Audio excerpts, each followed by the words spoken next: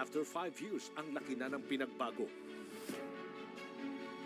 Kabila ang ginagawang kalsada, tulay, eskwelahan, ospital, at mga naglalakihang proyekto na hindi pa nagagawa sa kasaysayan ng Pilipinas.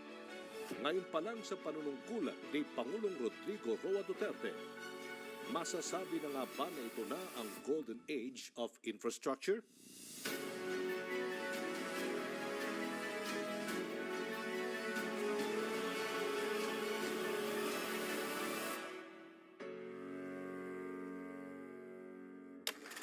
Panahon pa ni Pangulong Ferdinand Marcos nang huling hangaan ng Pilipinas pagdating sa infrastruktura. Dito nagawa ang NLEX, SLEX at ang San Juanico Bridge na kinilala sa buong Asia. Matapos ang panahon yun, wala nang masyadong ingay na narinig sa mga nagdaang mga pangulo sa larangan ng infrastruktura. Build, build, build ang isa sa mga pinakatinutukan ng Pangulong Duterte simulang nang maupo siya noong 2016. Nakita ko po yung political will ni Presidente. At yun talagang kailangan natin para ma-implement ang mga proyekto ng Pilipinas. At para maging developed nation ng Pilipinas, kailangan natin ayusin ang ating infrastruktura na matagal nang pinabayaan. Hindi naman nawawala na may konting kaba. Sumasok ako sa kabinet dahil first time ko po. Pero nakita ko naman napaka-importante talaga ng trabaho ng DPWH at napakalaking effect kung may implement po yung Build program ni Pangulong Duterte. Ang mga bagong infrastruktura ay pinadiniwala na magpapalakas sa ekonomiya ng bansa, paglikha ng trabaho at maiahon sa kahirapan ang mga Pilipino. Alam mo, napakalaki ng impluensya ng ating mahal na Pangulo dito sa Build program. Simula pa lang nung kampanya ng 2016, ang paulit-ulit na sinasabi ng Pangulo na kinagagalit niya sa sitwasyon ng ating bansa at sa buhay ng ating mga kababayan, yung pang-araw-araw na hirap na dinadanas ng mga kababayan natin. Yung daily struggles nila. Kung maalala nyo, noong 2016, iba ang mga problema natin noon. Problema natin noon, yung MRT na sisira, yung traffic, grabe, di ba? Gagpala, yung lahat na lang na kala mo napakaliliit na bagay na kaya naman solusyonan, hindi na susolusyonan ng gobyerno. At dahil doon, yung pang-araw-araw na pumumuhay ng mga kababayan natin, talagang napakahirap. Na isa sa mga pinaka-importanting magiging solusyon natin doon sa pang-araw-araw na hinagpis at hirap ng mga kababayan natin ay build. Malaking pondo ang nailaan ng Pangulo sa mga proyektong pang-infrastruktura. Tinatayang aabot ng 8 trilyon mula 2017 hanggang 2022. Laking diferensya sa budget kumpara sa mga nakaraang Pangulo ng mga nakalipas na dekada. At ang pondong ito ay masasabing pinakamalaking pondo sa kasaysayan ng Pilipinas. Infrastructure project, we will make a few years the golden age of infrastructure in the Philippines to enhance our mobility and connectivity and thereby spur development growth on equitable in the country. In other words, we are going to build and build. Unti-unti nang napapansin sa paligid, sa kabuhayan at sa buhay ng mga Pilipino ang build. Mula sa transport at mobility, water, urban development, renewal, pati na rin sa disaster resilience projects. Hindi rin nakalimutan maging ang information and communications technology at power. Daan-daang pag-asenso after 5 years, a PTV pre-SONA documentary.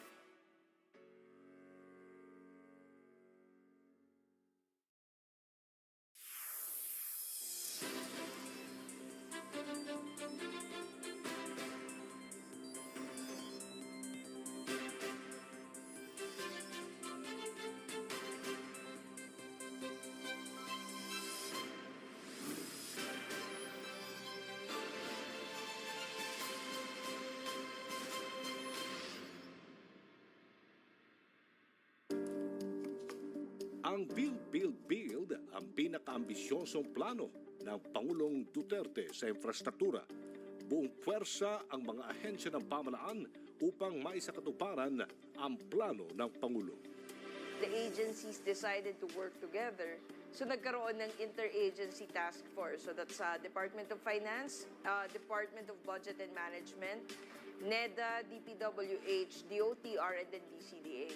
And then that's when the BBB was formed. And at that time, nobody knew what BBB stood for. Supposed to represent the President's most ambitious infrastructure plans. Yung unang hamon sa amin ni Presidente was to decongest EDSA. And you know what that problem meant for everyone. So nung kinausap niya si Secretary Villar and the entire team, sinabi niya kailangan by 2022, EDSA is a totally different experience. So siguro, since day one, we've been working to decongest EDSA and kailangan siguro we start with the numbers. Ilan ba yung naging intervention sa EDSA? And then that's when we realized that EDSA is a 90-year-old road, that it was built during the 1930s, that the last extension of EDSA was only in the 1970s when it was extended to TAF.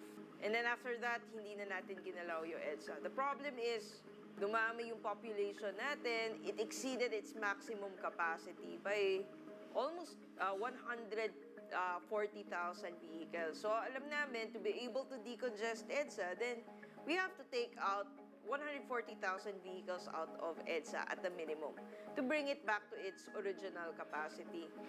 Malaki ang hamon ng Pangulo lalo na at madaming problema ang kanilang kinakaharap. Maraming infrastructure ang kailangang ayusin at maging ang sistema sa ahensya.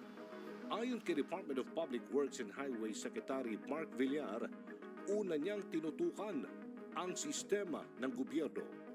Opo, kaya yun ang una, yun ang nung pumasok ako bilang secretary ng DPWH, tinutukan ko talaga yung sistema. Kasi para ma-monitor mo yung ganung karaming project. At any one time, may 15,000 projects ang DPWH. At para ma-monitor mo yan, kailangan mo talaga ng system. So dati po, mano-mano yung pag-monitor ng system. Ngayon, meron na po tayong software na monitor sa mga geotagging, sa mga electronic monitoring systems. Lahat po, kompletong technology na ginagamit natin para ma-monitor. Kaya na malaki ang naging improvements sa implementation ng mga projects at naging tumasa accountability para sa mga operating units namin. Dahil sa sistemang ito, naiiwasan ang mga ghost projects sa pamalaan at ayon pa kay Secretary Villar, marami ang naban ng mga construction company dahil dito. And the good thing about DPWH is that we've mobilized drones already for monitoring. We have geotagging technology. So in fact, before a contractor is able to ask the government to pay for what it's able to accomplish, it has to submit a geotag photo. And because of that reform, we are able to completely get rid of ghost projects within the DPWH. So ngayon po, zero na yung ghost projects in DPWH. Sa pagsisimula ng proyekto upang balutas ang problema sa matinding trafiko, agad na ilatag ang mga decongestion program para sa EDSA. So yung EDSA decongestion program natin was conceptualized and was formed. Ito po yung master plan with 25 projects, including Skyway Stage 3. A lot of people are asking, was Skyway Stage 3 accomplished with the same alignment that it was approved before 2016? Hindi po. In fact, it was realigned in 2018. So, was the alignment of Skyway Stage 3 different? Yes. Iba na yun. When we entered the picture, yung accomplishment rate natin for Skyway Stage 3 was only at 8%. Yung overall accomplishment was about 11%. Maraki yung binuno ng administration to make this project a reality. But what's good about this is Skyway Stage 3 is only one of 25 projects. Pauna pa lang ito doon sa pangako ni Presidente, and we can assure you that by 2022, it's going to be a whole different ballgame. Laking ginhawa din sa mga motorista ang pagkakaroon ng reconnection agreement. This is the first time that there's an interconnection agreement. Kasama din po yan dun sa Memorandum of Agreement na pinirmahan when we changed the alignment. So now you can interconnect SLEX and NLEX completely bypassing EDSA and C5 because of the interconnection agreement. Meaning, regardless of whoever owns the concession agreement, the master plan will be interconnected. Because to us, it doesn't make sense. Laban talaga yan ni Secretary Villar. It doesn't make sense that you have to go down to Skyway and then go up again to NLEX just because it's managed by different concession. It doesn't make sense. And ultimately, what we want to make sure is that it's convenient for our motorists. So, yun yung pinaka-importante po sa amin. Proud ako sa mga yung mga master plan projects na natapos ng DPWH. Katulad ng EDSA Decongestion Program. Nung pumasok kami, at pinresent namin yung plano namin na decongest EDSA. Maraming hindi naniwala sa parang halos pinagtatawanan lang kami nung pinresent namin yung plano ni Presidente na i-decongest ang EDSA. Nung sinabi niya na 5 minutes, talagang wala talagang naniwala sa 5 minutes na yan. Pero tingnan nyo ngayon, 15 minutes sa Balintawak kami from pagalit po sa Makati. At malaki po na bawas na compute namin na napakalaki ng pagtaas ng average speed sa EDSA yung binuksan yung Skyway at pati yung bridges, yung Kalayaan Bridge, yung Estrella Pantayon Bridge, yung Harbor Link, lahat yan nakatulong sa decongestion ng Metro Manila. So yung yung problema na wala, parang hopeless na tayo, naging totoo na yung EDSA decongestion. Ilan sa mga pinakamalalaking proyekto ng Build Projects ang Luzon Spine Expressway Network o LSEN. Kung dati ang Ilocos to Bicol ay umabot ng 20 oras, ngayon, maaari na lang itong makuha ng 9 na oras via 42 SLEX TR5, 1,101 kilometers.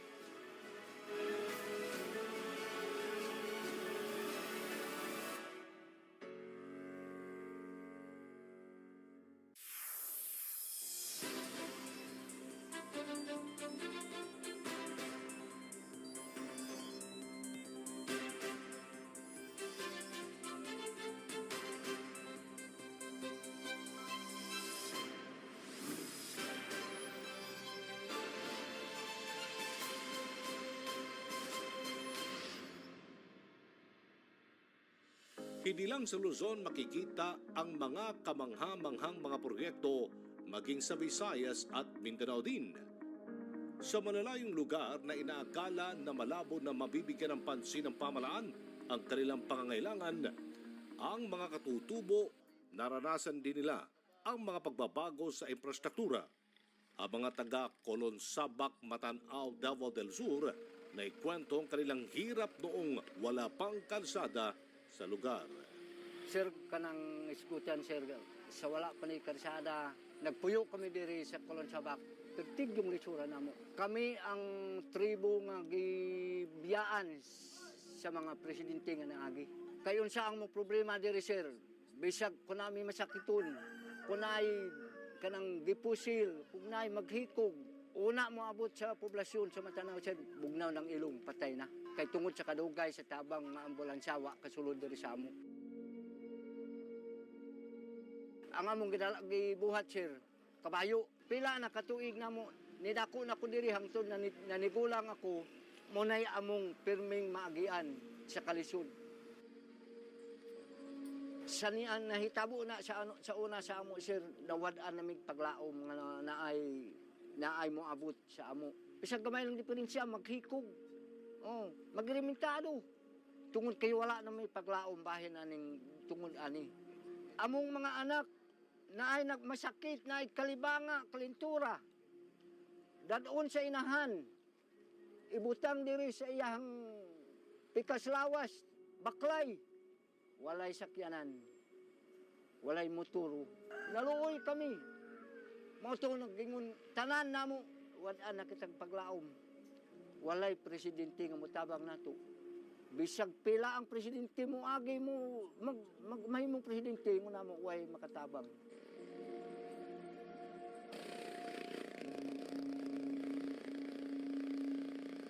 kami ang lumad ni ining kulon sa bak sa gikan pa sa una diri gyud mi nagpuyo. Sa unang panahon napagyud mi sa mga kalisod. Ang among ginakaon usahay kanang balanghoy, unya kanang lubkon sa kanang kahoy usa mi makakaon og bugas. Maningkamot yun mi ang among anak among gipas-an tungod ka sa kalisod sa unang panahon. Presidente Duterte, among gipasalamatan ang imong mga tabang sa amo dinhi sa among lugar nga nakaabot ang karsada. Nakita namo nga bisan sa mga ayuda nakatilaw mi tungod kay ikaw ang presidente. Among gipasalamatan ikaw Presidente Digong tungod sa imong paglantaw sa amo nga dagan nakaayo kag matabang sa amo dinhi sa among lugar sa Kulon Sabak sa tribo nga Blaan. Salamat kayo o salamat jud dili jud matukib ang among pagpasalamat diya kanimo Presidente Digong tungod sa imong mga tabang nakaabot ang karsada unta magpadayon ang pagtabang nimo sa mga tribo namo dinhi sa pinakatumoy nga bukid mao ang among lugar sa Kulon Sabak ug Datalpitak. Maraming salamat po sa kay Presidente Duterte sa iyang sa mga tulong niya sa mga tribo nga Blaan. Pag-abot ni Duterte, dako yun ang ikatabang niya sa amo. Kini nga mong karsada pa yung bukid, ma'am. Tanan produkto na mo gikan sa taas. Pero kay ni abot si Duterte, tanan produkto gawas. Sakyanan ang modala. Makuna, ma'am, unta. Kung wala na wa pa'y kuan ni presidente ba, padayon siya. Kay dako among utang kabubuton. Ug diha kami magsugod nga naamay gamay kauswag tungod niya.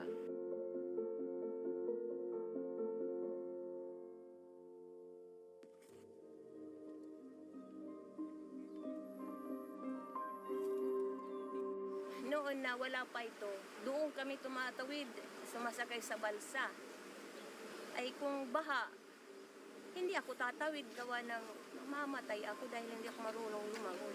Tapos yung apo ko nag-aaral doon, mabuti ng buhay pang asawa ko, siyang naghahatid. Nang patay na, sabi ko, pasalamat ako dahil mayroon kaming tinatawiran dito, yung bakal ba na ganyang kalapad, nakakatawid kami.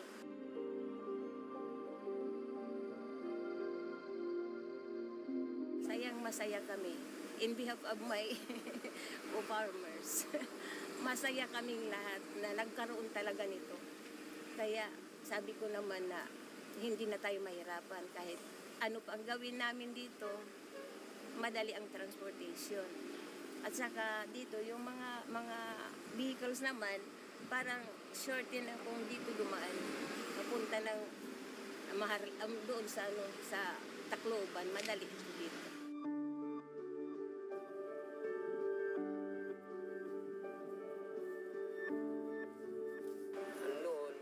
Napakasobra ko dito talaga ang putik. Mahirap talaga ang paglakad namin dito.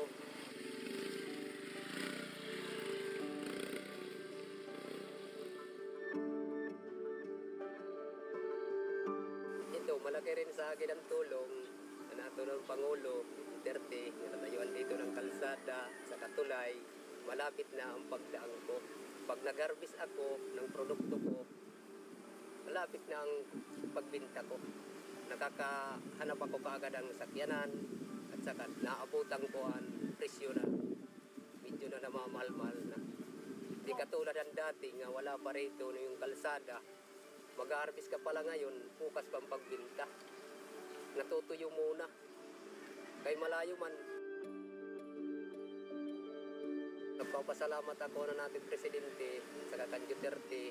Malaking natulong parte sa amin. Kami magsasaka rito, mahihirap. Kasabay ng mga kapitbahay ko, malaki rin ang tulong parte sa amin. Nga natayuan dito ng kalsada at sa Katulay. Hindi na kami naghihirap dito pag putsit sa kaagad. Na may nagagawa kaagad ang paraan ng magkaroon ng pera. Salamat po, Pangulong Duterte, na napasok itong aming lugar dito na magkaroon ng project ng itong tulay na ito. Gawa ng nahihirapan kami mula noon.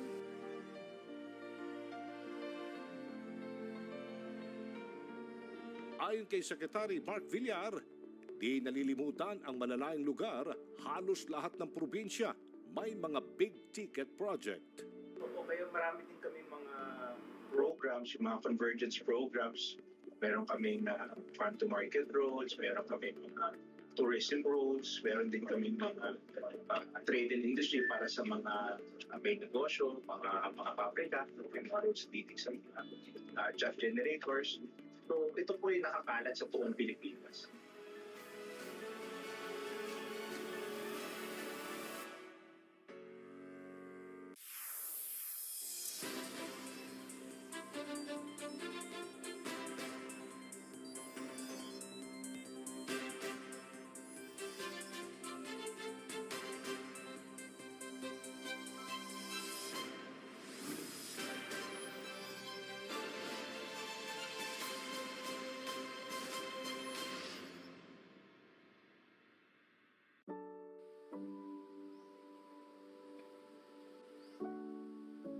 Dati po, ang daycare center, ang ginagamit po namo ay ang barangay hall sa Kiangat ng Kagan Bukidnon. Maliit lang po, meron akong estudyante na 45. Medyo mahirap po ang sitwasyon namin kasi ang gamit ko lang po noon ay mahabang mesa, pagkatapos merong 2 benches. Ang mga bata kasi 45 sila, nahihirapan po kami kasi napakasikip ang lugar. Pero ang mga magulang po nila ay willing na ipadala ang mga anak nila sa school. Ang mga bata rin ay parang everyday ay napaka-excited nila na makapag-aral. Hala mo na ngayon, magklase ko na hindi ka ba ito? Oh, may I have. Anong tamag ito? Ako. O, siya lang. Para kay Teacher Tessie, napaka-importanteng magkaroon ng maayos na daycare center sa isang lugar. Dito umano nagsisimula ang bawat pangarap ng mga bata.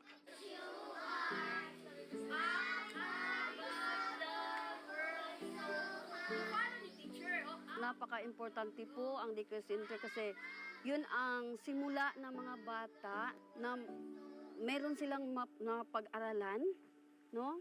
Makapag-aral sila. Doon nagsimula sa daycare center na ang mga bata ay meron na silang socialization. Kahit malayong-malayo ang lugar nila, willing sila na makapagpunta doon sa daycare center. Sa kabila ng layo ng lugar ng barangay Kiangat, hindi pa rin nalimutan ni Pangulong Duterte na isama sa kanyang prioridad ang edukasyon ng mga bata.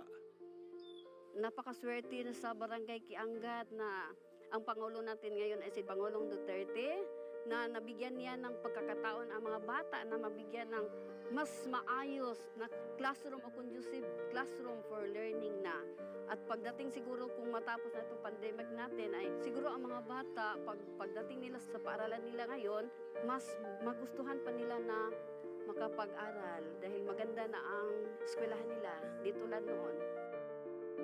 Pangulong Duterte, ako po ay nagpasalamat sa inyo dahil kahit malayong-malayo kami, ang lugar namin ay hindi mo nakalimutan na mabigyan ang mga bata dito sa amin ng magandang lugar, magandang classroom para sila ay makapagsimula ng pag-aaral nila.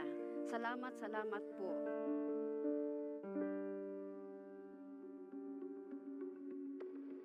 Ayon sa tala ng Department of Public Works and Highways, accomplishments ng July 2016 to December 2020, 144,925 built and constructed, 2,036 constructed, rehabilitated, and improved, 5 school workshop buildings and other school facilities, classrooms, 187 constructed, evacuation center.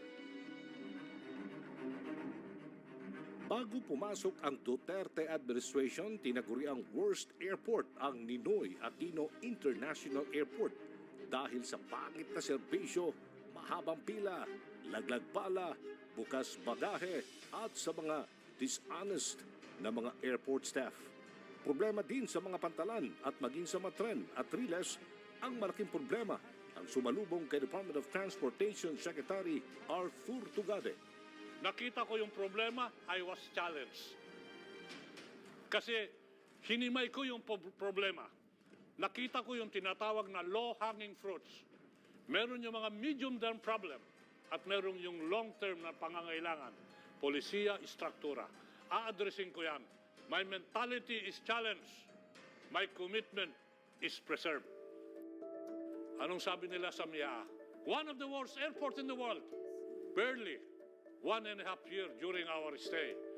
What used to be one of the worst in the world became, per Skytrax, one of the most improved airport in the world. Now, anyone can travel, local or foreign, is smooth and comfortable sa MIA at sa mga ibang paliparan. That is a low-hanging fruit. Halimbawa sa aviation, alam mo ba yung radar ho natin noon? 3 lang. Sa buong archipelago, 3 lang ang radar na nagkokontrol ng mga paliparan for so many years. Ang teritoryo ng Pilipinas is wide and sparse and walang radar. As we speak today, addressing the requirement of security, meron na ho tayong additional 10 radars, naging 13 yung radars, meron ka pang satellite communication na itinayo yan, na kung saan mamomonitor mo yung punctuality ng lipad ng mga aeroplanong palabas at papasok.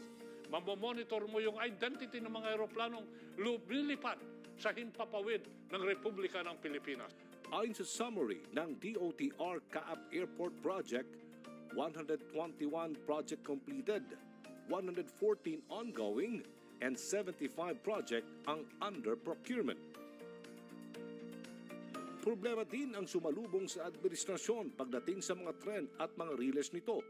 Kulang sa bagon, mapagal at takbo at laging laman ng balita ang tinatawag na MRT RIC. Puro sira, puro hinto, puro diskarga. Kung hindi man monthly, weekly. Kung hindi man weekly, daily. Alam mo yan kung sumasakay kayo dyan? Nakikita sa dyaryo, front page, yung mga pasahero naglalakad sa ibabaw ng tren kasi huminto yung tren. Ngayon ho sa MRT3, smooth sailing tayo ngayon. So far, knock on wood, sana magtuloy-tuloy yan. Kasi in-address ho natin yung signaling, yung power, yung relays, yung coaches, in-address natin lahat. May reklamo nga ngayon, imbis nun na napakainit, ang reklamo nila ngayon, pati PNR, napakalamig. Noon, ang dinadaanan lang ho ng PNR, kulang-kulang 20 stations. Ngayon, sa PNR, makakalagpas ka na ng 30 stations. Hindi ho ba mobility and connectivity yan? Hindi ho ba convenience yan? Ganun ho. So yung PNR na yan, hindi lang ho pang Metro Manila yan.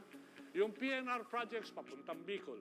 Yung PNR projects papuntang Clark. Yun ho yung kabuuan yan. Mula 77 kilometers ngayon, 1,200 kilometers at mas humahaba pa mula sa Luzon, Visayas hanggang sa Mindanao. Sa summary report ng DOTR, 8 ang ongoing construction and ongoing rehabilitation, 4 naman ang for construction. Ang Pilipinas, napakaraming isla, kaya ang mga pantalan, malaki ang tulong sa pamumuhay ng mga Pilipino. Taong 2016, nakita ni Secretary Tugade ang problema sa mga pantalan. Ang Pilipinas ay tinatawag na archipelago. Mas maraming dagat at tubig dyan kaysa lupa. Ang problema, walang connectivity. Ito hong maritime sector na kung saan kinabibilangan ng PPA, ng kinabibilangan ng Marina Coast Guard, lahat ho yan, sama-sama yan. Sa termino ng presidente, yung pinakamalaking maritime port, parang airport, ang kapasidad 3,000 passengers. Ang isa pang mas malaking maritime port, 4,000 ang capacity. Yung lighthouse. Ilan ang gumagana ng lighthouse dyan nung nag-assume kami? Mga 600, kulang-kulang 600 dyan na lighthouse. Nagulat ka. Ilan dyan ang umaandar? Less than 15%. Ngayon ho, hangarin namin na ayusin lahat yan. So, eto, meron yan. Summary of DOTR PPA Seaport Projects July 2016, March 2021. Kinikilala namin yung liderato ng presidente. Kinikilala namin yung misyon ng presidente. Nagbunga ho yung sakripisyo, trabaho at commitment, hindi kulang ako, but yung aking mga kasamahan, kagaya ng mga pamunuan at mga rank and file sa air sector, sa maritime sector, sa rail sector, saka sa aviation sector. Sama-sama ho kapit-bisig ng ginawa. At kung tinitignan ko yung nagawa, for the last 5 years, sabi ko, panalo. Panalo. Hindi man tapos 100%, pagkat sa laki ng problema, marami at samot-sari ho dyan ang hindi mo masosolve 100%. Pero marami rin ang mauumpisahan mo under the concept of partial operability.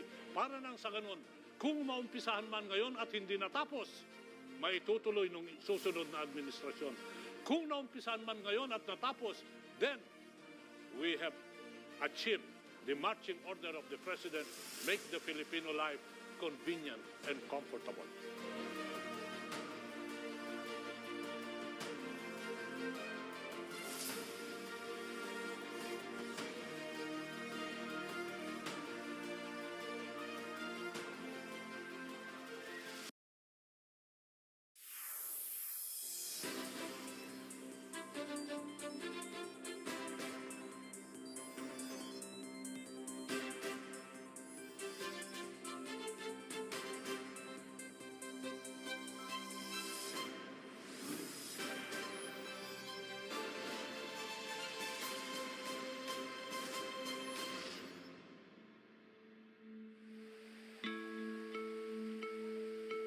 Ang mga tulay na pinatayo sa bundok at malalayong lugar, napakalaking bahagi sa buhay ng mga tao sa araw-araw na pagtawid nila sa ilog gamit ang balsa o bangka, tila araw-araw silang kailangang makipagsapalaran sa agos ng buhay. Si Ray, isang magsasaka na taga Bukidnon, buhay ang itinataya noon makapunta lang sa trabaho. Bago pa man kasi siya makarating sa kanyang pupuntahan, kinakailangan muna niyang dumaan sa maputik at delikadong daan. Pagkatapos nito, rumaragas ang tubig naman sa ilog ang agad sasalubong sa kanya. Sobrang hirap talaga ma'am kasi pag hindi ka sumakay ng bangka, hindi ka makadating doon sa kabila ng papuntahan namin.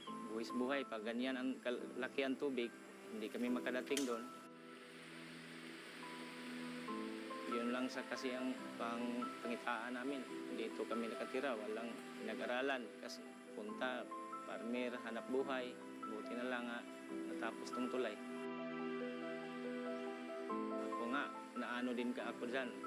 Buti na lang, mayroong poste doon, sangat yung bangka namin. Tapos yung kasama ko, kakilala ko, namamatay talaga.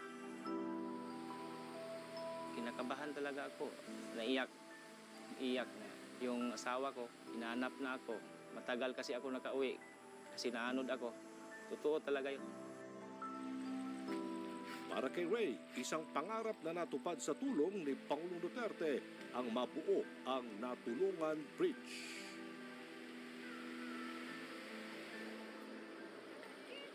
Maging ang pagpunta sa eskwela ng mga bata hindi naging madali para sa mga kababayan natin sa Bukidnon.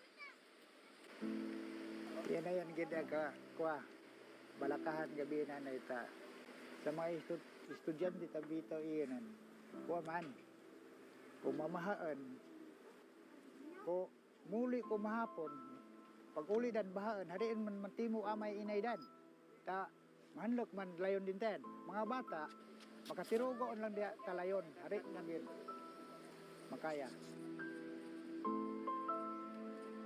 nauna sagakit pa sa mga bata taan kung mamahaan harigin makalayon dini makaulit kanda na balay ta harin man matimo amay inay dan diya ta bahaan man sa mga bata kahit uran ditong kay ta makatirugon man lang matag din ta agpaan yan harin makauli makaikagi ki manggitay na matuod manggitay makagita sa kahit uta sa mga bata taon hari manggit makauli mag-inuon man sa amay inay ko bahaan hari ganang manggit malayunan kama lagkes ka man maanod din ta bahae na aman iman yan na yan aragiag pasalamatan dahil din tungkay kay gid nababaya tad amin ang mantulay.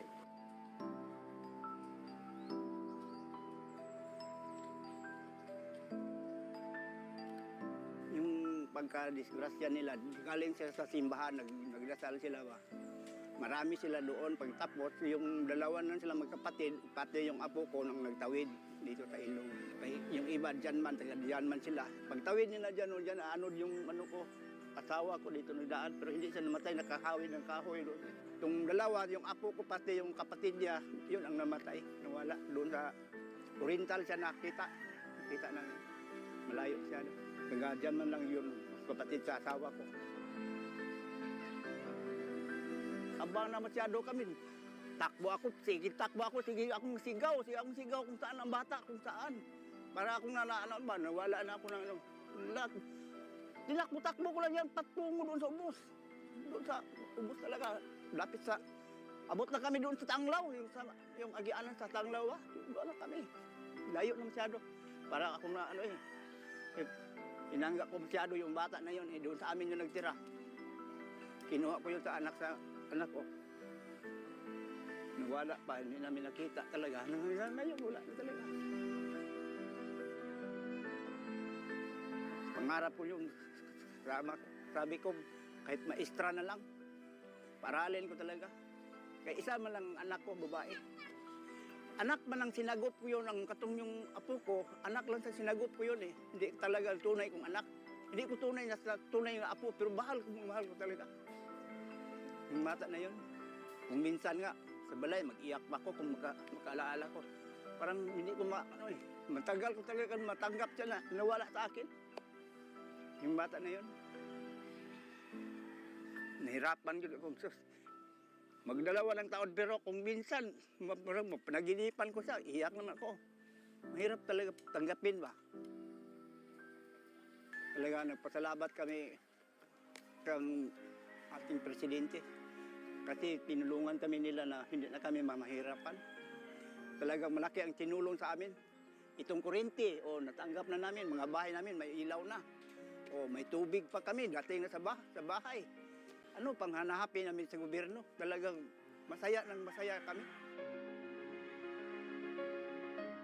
Kaya na ngayon, pasalamatan day, aragya pasalamat tayo din tungod hutulay. Sa inila kay President. Dini ta makabundol bisan hura dini si President Duterte ba ima na amin ang tulay dini isip gyapon na naha day gyapon si Digong Duterte personal katungod sa tulay din iya arian man imalaag mata day pirmi day man makadaan law mahaday pagkapulosan day pa latay kayo man doon yan ang pasalamatan day aragi hari day yan malipatan bisan kan matay kayan lang sa mga IPs din ita danatag hari ini malipatan sa tulay din niya nakaugsak ng manintayan. Totoo lang, kung hindi pa na presidente si Duterte, iwan ko kung matapos pa to. Pero pag siya na ang presidente, lumabas yung tragic na hindi namin alam na matapos tong tulay na siya ang presidente na ngayon. Sa totoo lang. Sobrang masaya. Sino na bang hindi masaya na ito natapos na ang tulay? Pag pumunta kami sa area namin doon sa Tabok, pag mayroon kaming itanim, makukuha na namin ng maayos. Hindi na kami mahirapan sa ilog tumawid. Sobrang saya talaga. Pasalamat po talaga sa Pangulong Duterte. Inayos niya to. Salamat talaga.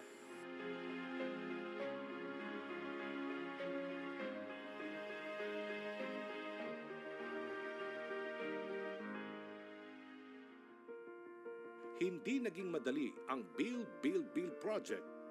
Maraming challenges din ang hinarap ng ahensya para maisakatuparan ang mga ito. Ayon kay Secretary Villar, malaking hamon ang COVID. Marami. Siyempre, yung COVID talagang malaking naging challenge ng COVID. Pero siyempre, yung sistema talaga, yung pag-computerize ng systems, yun isa yan sa mga malaking challenges at pati siguro yung also the monitoring of the projects and also its implementation. Siyempre, kailangan na ayusin yung right of way. So, kasama yan sa mga challenges na ginawa namin mas efficient. So nagkaroon po kami ng mga task forces para sa right of way, nadagdagan po yung mga legal teams namin para mapabilis yung acquisition of right of way at mapabilis yung implementation ng ating mga proyekto. Sa program ng Build, marami ang nagkaroon ng trabaho kahit na panahon ng pandemya. PBB is 6.5 million workers. And these 6.5 million workers are able to deliver these infrastructure projects.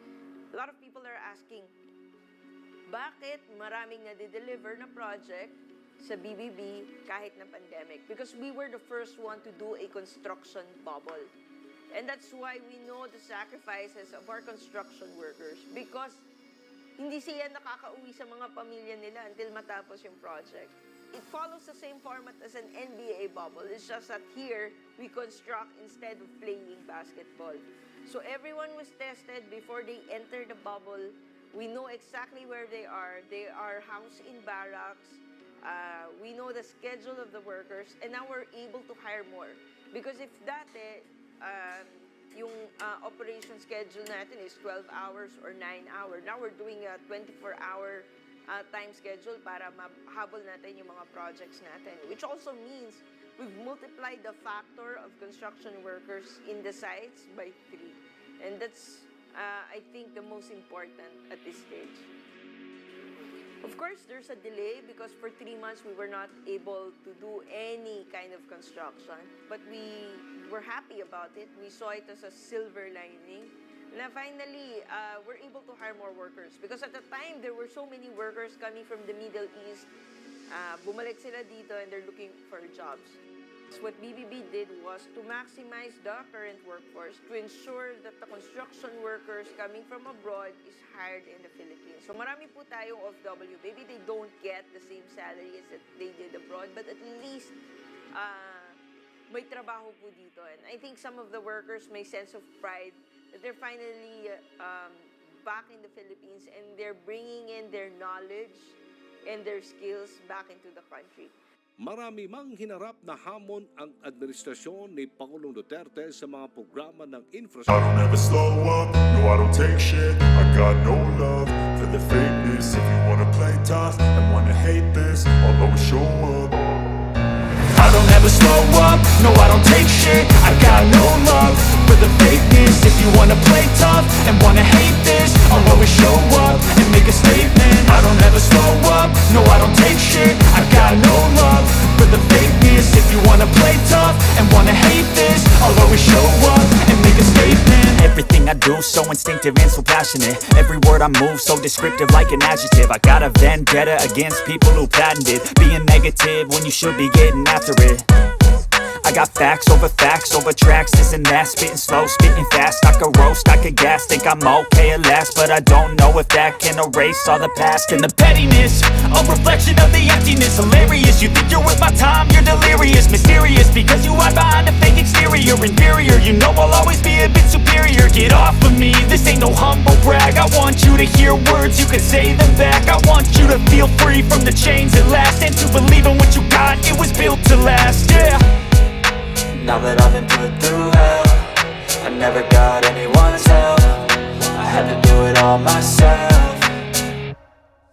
I don't ever slow up, no I don't take shit. I got no love for the fakeness. If you wanna play tough and wanna hate this, I'll always show up and make a statement. I don't ever slow up, no I don't take shit. I got no love for the fakeness. If you wanna play tough and wanna hate this, I'll always show up and make a statement. Gonna learn the consequence of being incompetent. Mental health is confidence, dreams and some honestness. I'm not here to save the day, that's for you to take away. I could play a million mind games, but instead I say something not illogical, something that is topical. Rub it on and watch it go, make yourself unstoppable. Dreams are irresponsible, but they're always possible. If you just believe, you could be so remarkable. Thoughts in my head, a collage and they spread. I'll be great one day, going off of my meds. No, I'm not giving up, no, I'm not giving in. I will make it to the top, taking off in the wind. I gotta make it, I'm saving every day to taste it. I'm patient, but my mind, it can hardly take it. I'm chasing a dream that I've had for several ages. A vacant, modern kingdom for the taking. Now that I've been put through hell, I never got anyone's help. I had to do it all myself. never slow up, no I don't take shit. I got no love for the fakeness. If you wanna play tough and wanna hate this, I'll always show up and make a statement. I don't ever slow up, no I don't take shit. I got no love for the fakeness. If you wanna play tough and wanna hate this, I'll always show up and make a statement. I don't ever slow up, no I don't take shit. I got no love for the fakeness. If you wanna play tough and wanna hate this, I'll always show up.